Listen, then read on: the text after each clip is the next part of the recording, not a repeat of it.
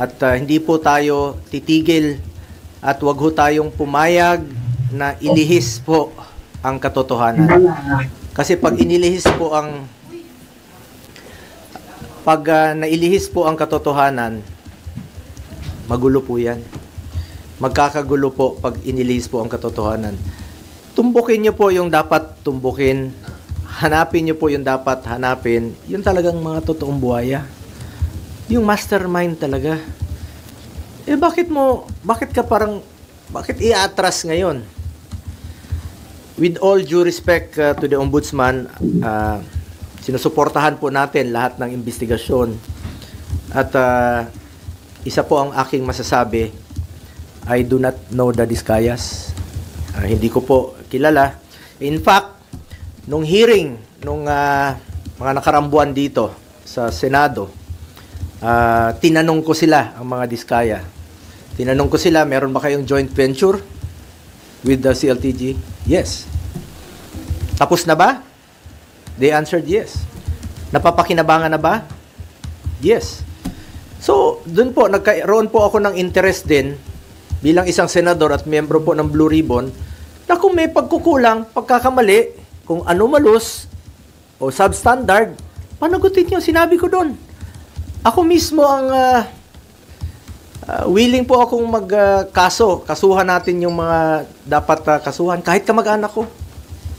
I'm willing to be the complainant kung talagang meron silang pagkukulang. At may pagkukulang ang Diskaya, kasuhan nyo. Wala po akong pakialam.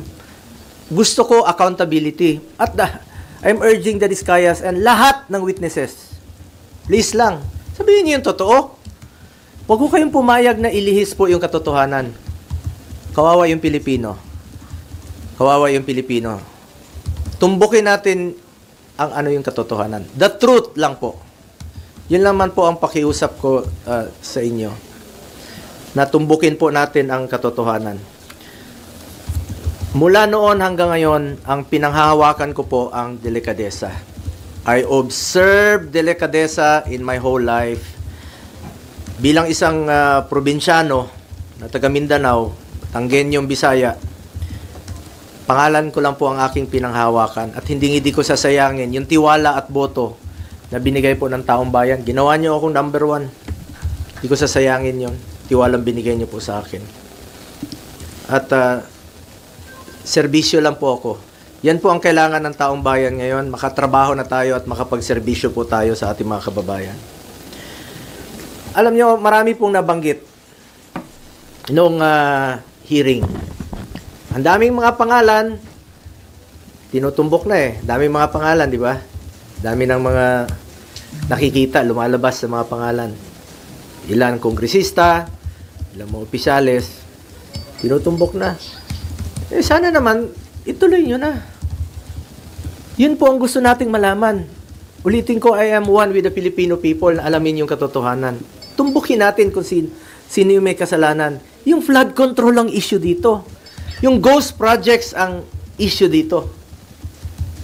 Yung mga substandard projects ang issue dito. Mga anomalous projects ang issue dito. Panagutin natin ang dapat managot. Huwag tayong lumihis. Ano to? May cover up? Ano to? Para ilihis yung atensyon sa totoong may kasalanan? Totoo lamang po. I am for accountability. Dapat panagutin po ang dapat managot. Please lang, nakikiusap po ako, let's make those responsible. Let's make them accountable for all this mess.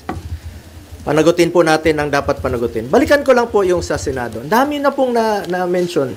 Dami pong na-mention about the Discayas. Umabot na nga tayo sa Ilocos Norte na merong proyekto doon. Umabot na sa NBI, may proyekto ang Discayas. Yan ang maaring naging negosyo nila, makipag-joint venture, magpagamit po ng lisensya. Kung may kasalanan, panagutin nyo po. Panagutin nyo. Panagutin po natin. Hindi ko po kilala ang mga Diskaya. Wala po akong kinalaman sa kanila at wala po akong pakialam sa mga Diskaya. Kasuhan nyo. Eh kung kamag-anak ko kasama dyan, nag-joint venture sila, noong 2017, umatras na nga eh. Hindi pa nagutin natin. I'm willing to be the complainant. Walang problema doon. Willing po ako na isa ako sa magiging complainant. Huwag niyo po ipahid sa akin ang dumi para kayo ang pumuti. Huwag naman pong ganun. Panagutin natin ang dapat managot dito. At isa po tayo ang ating layunin. Managot po ang dapat managot. Ang dami na pong nabanggit na kasama ng Diskaya, joint venture ng Diskaya. Yun ang imbestigahan. I am one with ICI. Secretary Vince ng DILG, I'm one with you. I'm one with the Ombudsman. Panagutin yan dapat panagutin. Kilala po ako ni Secretary Vince noon paano ako magtrabaho. At hindi po ako nakikialam bilang isang public servant. Noon, government employee, 2001, 1998 pa po, sa congressional office ni former President, former Congressman, former Mayor Rodrigo Duterte. Nang naging mayor siya, isa lang po ang pinakiusap ko noon. Sabi ko, pag pumasok yung kamag-anak ko sa government transaction sa City Hall, I will resign. Pag pumasok sila sa Malacanang noon, I will resign. Dahil I observed delikadesa. Pinapili ko noon. Pumasok kayo, alis ako. Yan lang po ang puhunan ko rito. Ulitin ko, delikadesa. Hindi ko po kontrolado ang negosyo ng sino mang kamag-anak ko. Ilang beses na po ako naging issue ito. 2018, bago mag-eleksyon, naging issue. Bago mag-eleksyon ng 2022, hindi naman ako tumakbo, naging issue ng 2021. Bago nag-eleksyon, 2025, kinasuhan ako ng 2024. Mapigilan mo bang may negosyo sila? May mga negosyo po, kahit sino sa atin, may mga negosyo po ang pamilya natin. Wala pa ako sa mundong ito, may negosyo na po ang pamilya ko. Ang tanong po dyan, nakialam ba ako, binigyan ko ba ng pabor ang aking kamag-anak? Hindi. Nakinabang ba ako sa negosyo nila? Hindi. Because I observed delikadesa. At hindi ko po babaguhin yang aking prinsipyo, yung delikadesa po. Kung may kasalanan sila, hindi ko naman mabigyan ng negosyo, kung anong mga negosyo pinasukan nila, uso po yung name dropping. Kahit sino nun, ilang beses ko nang sinabi rito sa hearing, pag ginamit yung pangalan namin ni former President Duterte, consider it denied. Kasi marami pong mga nag-name drop, nakakilala, magpa-picture na ganito. Walang katapusan po yan na issue. Habang nandito po kami sa gobyerno, walang katapusang issue po yan na gagawin sa amin. Kaya ako, inunahan ko na lang po. Meron siya nagsasabi na may magpa-file na naman next week ng kaso, katulad nung kinaso last year, kaso against itong sa pamilya ko na naman. Mapili ko ba yung kamag-anak ko? Kung pwede lang pumili ng kamag-anak, papalitan ko yung kamag-anak ko. Makapili ba tayo ng kamag-anak? Siguro hindi po titigil ito unless na lang palitan ko yung kamag-anak ko. Or, kunin ng Panginoon yung kamag-anak ko, yung tatay ko. Hindi po ako papayag na manghihimasok po sila sa trabaho ko. Ako po ay isang senador, hindi po ako negosyante, hindi po ako kontraktor. Tatrabaho lang po ako para sa Pilipino. Ngunit ang issue po rito ngayon ay sana po huwag malihis po yung katotohanan. Magulo po yan pag ililihis nila yung katotohanan. Nag-aantay po ang sambayan ng Pilipino. Di ko kilala yung Diskaya at let me repeat, hindi po ako nakikipag-usap ng any government contracts o government transaction. Nung naging senador po ako, naging SAP po ako noon, maraming lumalapit, Humingi ng tulong. Tulong lang po ako sa kanila. I'm the most accommodating person. Sa totoo lamang po, sa panahon ni Pangulong Duterte. Pero, hindi po ako humingi ng kapalit. Sinasabi ko lang, gawin nyo lang yung tama. Just do what is right. Lalong-lalo na po sa mga natulungan ng mga nasa gobyerno po. Hindi natin maiwasan. Uso yung mga name dropper. Walang katapusan gagamitin yung pangalan mo. Ulitin ko lang po, kung may pagkakamali o pagkukulang man ang kamag-anak ko, ako na po mismo ang magpapakaso at magpapakulong po sa kanila. And it would be very unfair on my part na po na maging dahilan pa ako na hindi na po nakipag-cooperate ang Diskaya dahil meron silang pinoproteksyonan. Ako na pong nananawagan muli, not only sa Diskaya, nananawagan po ako sa lahat ng witnesses. Diskaya, lahat ng contractors, magsabi kayo ng totoo. Magsabi kayo ng totoo. Tumbukin po natin yung talagang mastermind. Papunta na eh.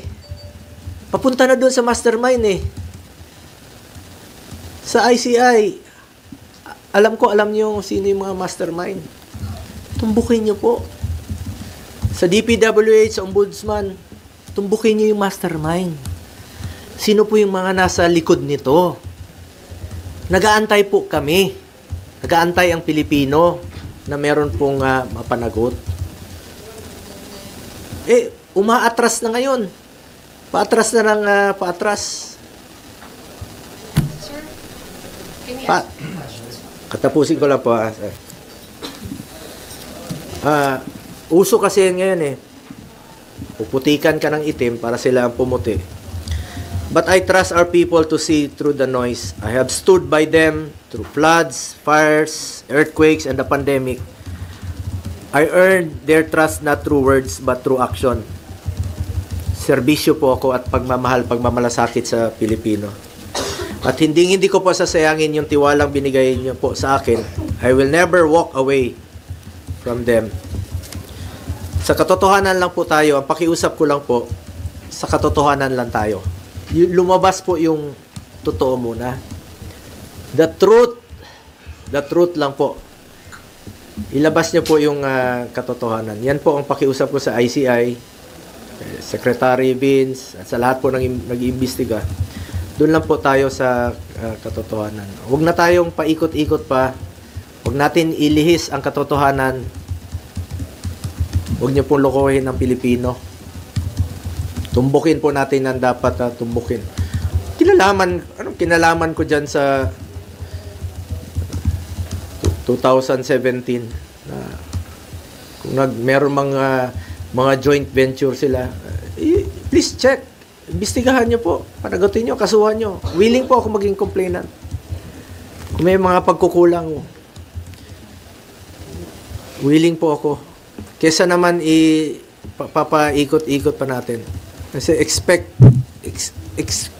it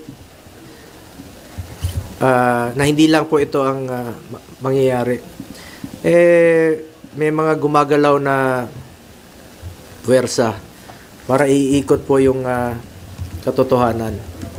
Para hindi mapanagot. Nandun na eh. Klarong-klaro na dito. Nag-imbestiga na tayo dito sa Blue Ribbon Committee. Marami nang lumalabas. Ang dami-daming mga kongresista na sila mismo ang kontraktor. Sila mismo. Congressman talaga na kontraktor. Yung kontraktor talaga. Sila mismo. Kung layo ko dyan, ang kinalaman ko dyan, pigilan mo ba magnegosyo yung mga tao, mga kamag-anak? Hindi natin mapigilan. Basta walang kalokohan. Ayaw ko po ng kalokohan. Ever since, ayaw ko po ng kalokohan. At nakikiusap lang po ako sa lahat, no, sa DPWH, sa Ombudsman, sana po'y maging fair. Tumbukin natin ang katotohanan. At sana naman po, wag naman po akong gawing dahilan na hindi mag-cooperate dahil merong tinatago at pinoproteksyonan. Ako na po ang nagsasabi Ako po ang nagsasabi, please lang, sabihin niyo po ang katotohanan. Katotohanan lamang po. Ilabas niyo po yung katotohanan. And let me repeat, hindi ko po kilala yung mga Diskaya. So, balikan ko yung joint venture na trabaho nila. Tingnan nyo kung tapos na. Kung napakinabangan naman ng taong bayan. Kung napakinabangan, may COA po. Trabaho ng COA yan to check kung tapos na po at napapakinabangan. At meron bang problema. Kung may problema, kasuhan nyo po. Please. Ako na po nagsasabi, kasuhan nyo po. Wala po akong kinalaman dyan. Wala po akong pakialam dyan sa kahit na anong negosyo. Naka-focus lang po ako sa trabaho ko bilang senador. Sir, there are claims that the Discayas might be protecting you. You already said you don't know them, but is there any reason they could be protecting you at this time? Sabi ko nga, sabihin nilang totoo eh. Ako na po ang nagsasabi sa Diskaya, sabihin niyo yung totoo. Kasi biglang nalihis yung objective dito, ang tinutumbok natin dito, sino yung mga buhaya? Tinutumbok natin sino yung mga buhaya talaga, malapit na eh. Lumalabas naman eh. Yun ang hanapin niyo, panagutin niyo, kasuhan niyo. Eh ngayon, bakit kayo atras? Ang layo eh. Ang layo ng inatrasan niyo, parang cover up na ang nangyayari. Tumbukin ninyo yung mastermind. Ang issue dito yung flood control at yung mga ghost projects. Bakit aatras ka ngayon? Kaya ako nananawagan sa lahat ng mga witnesses, magsabi kayo ng totoo. Wala kayong dapat itago. At wala silang dapat proteksyonan sa akin dahil wala po akong kinalaman. Hindi ko naman sila kilala. Hindi naman po ako nag-i-involve sa any government transactions. Di po ako nakikialam dyan. Wala pong makakapagturo na may kinausap po ako, nakisali ako sa any government transactions. Senador po ako. Trabaho lang po ako dito, nagsiservisyo lang po ako sa taong bayan. At hindi ko nga sasayangin yung tiwalang binigay ko po. Hindi ko sasayangin tiwalang binigay nyo sa akin. Mas problema tayo ngayon, mas gugulo ang bayan pag ilihis nyo po ang katotohanan. Marami pong nag-aantay sa ngayon. Malaman yung katotohanan at matumbok ang may kasalanan at may pananagutan dito sa mga ghost project, dito sa mga flood control projects po. But sir, would you be willing to cooperate with DPWH, Ombudsman, ICI with the investigation? Sabi ko nga, willing pa akong maging complainant eh. I'm willing na maging complainant kung meron po may kasalanan dito. Sabi ko, kahit kamag-anak ko, I don't care. Kung may kasalanan sila, kasuhan sila, ako pa maging complainant. Pag may pagkukulang sila, substandard, pagkukulang, panagutin sila. So, wag lang pong paatras yung investigasyon. Since ito kaya nagpapalabor po pala yung kanino. Binabalik yung malapit na. Alam naman ng taong bayan, sabi ko nga, paakyat na eh. Lumalabas na sa mga hearings dito, sa investigation. Alam naman natin kung sino yung mga nagpupondo, sino yung mga totoong mga contractor, sino yung mga involved sa anomalous projects. Eh, lumalabas na yung katotohanan eh. Paakyat na paakyat eh. Habang paakyat, inililihis po sa katotohanan. Umaatras, binabalik sa administrasyon ni former President Duterte na wala naman pong basihan. Hindi ko naman sinasabi na perpekto yung administration ni former President Duterte noon. Pag may nababalitaan siyang involved sa corruption, tinatanggal naman niya. Hindi ko sinasabing perpekto. Ngunit ito ngayon, nandito yung malala eh. 22 to 25. Nandito yung malala. Hindi naman puputok yan kung hindi malala eh. Sir, tingin yung target po kayo? You're being targeted? Sigurado. Kasi sabi ko nga, unti-unti na kaming ni-eliminate. Pag-identified with the past President Duterte, in-eliminate. Taong bayan na po ang humusga. Alam nyo naman kung sino yung nagtatrabaho. Alam niyo naman kung sino yung nagsiservisyo lang ng tama. At alam niyo po kung sino yung talagang totoong nagmamalasakit at nagmamahal sa Pilipino. So sir, para po sa inyo, yung announcement po ng investigation dun sa CLTG ay panglilinis lang? Yes. Bakit? Ang layo eh. Binuksan ko na yan dito. Ako na nga mismo eh. Tinanong ko na nga sila. Di ba tinanong ko na sa hearing? First hearing po ng Blue Ribbon Committee, isa yan sa aking unang tinanong. Naging transparent po ako. Una kong tinanong yan. Sabi ko, sa inyo, meron kayong joint venture? Yes. Tapos na? Yes. Napakinabangan? Yes. After 2 months, babalikan mo, tas sasabihin mo na hindi na nag-cooperate, pinoprotect siya. Open nga yun. Andyan bukas po yun sa hearing sa Senado. Sabi ko, willing po ako to cooperate. Willing po tayo malaman ang katotohanan. And willing po ako na ako pa maging complainant dito kung kakailanganin. Kahit kamag-anak ko, kasuhan nyo, kung meron silang kasalanan at may pagkukulang yung kanilang mga trabaho. Let me repeat, wala pa ako sa mundong ito, hindi pa ako pinapanganak, may mga negosyo na po ang pamilya ko. Hindi pa ako senador, may mga negosyo na po yan. At for the record, retired na po yan. 2019, may facts dyan, may katotohanan dyan. Retired na po yan, 2022, 2019, hindi na po sila involved. Ngayon ko nga lang na-discover recently, nung nabuksan po yan dito sa hearing, kaya ako na po mismo nag-research. Importante, hindi siya anomalous. Importante, wala siyang kalokohan. Sabi ko nga, expected ko na po ito at wala pong katapusan ito hanggang hindi ko palitan ang kamag-anak ko o hindi sila kunin ng Panginoon.